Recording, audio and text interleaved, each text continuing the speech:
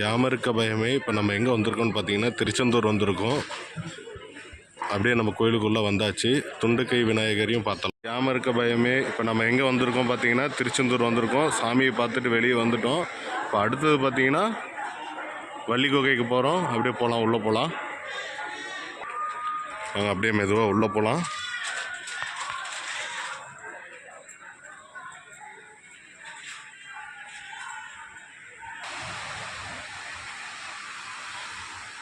வந்தாச்சு. பராமரிப்பு வேலை நடந்துகிட்ருக்கு. பார்த்தா உங்களுக்கு தெரியும்.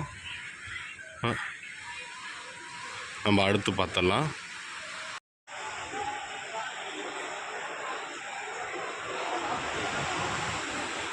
வாங்க அப்படியே கடல் பக்கம் போகலாம்.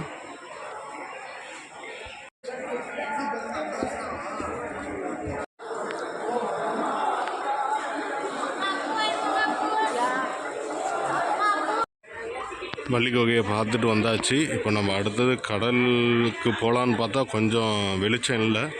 அதனால் இந்த திருச்செந்தூரை பற்றி ஒரு 3 விஷயம் சொல்லிடுறேன். என்னென்னா, திருச்செந்தூர் முருகன் கோயிலுக்குள்ளே 3 இடத்துல முருகரை பார்க்கலாம். கோயிலுக்குள்ளேயே எங்கெங்கன்னு பார்த்தீங்கன்னா மூலவர், உற்சவர், அப்புறம் உற்சவர் பார்த்துட்டு வெளியே வரப்போ பின்னாடி வந்தீங்கன்னா சூரசம்ஹாரம் பண்ண முருகரும் அங்கே இருக்கார். ஆனால் அந்த அவரை பார்க்குறது நிறைய பேர் தவிர்த்துறாங்க. அது பின்னாடி போனீங்கன்னா அந்த இடத்தையும் பார்த்துட்டு முருகனோட ஆசீர்வாதம் வாங்கிட்டு எல்லாம் சந்தோஷமாக வரலாம்.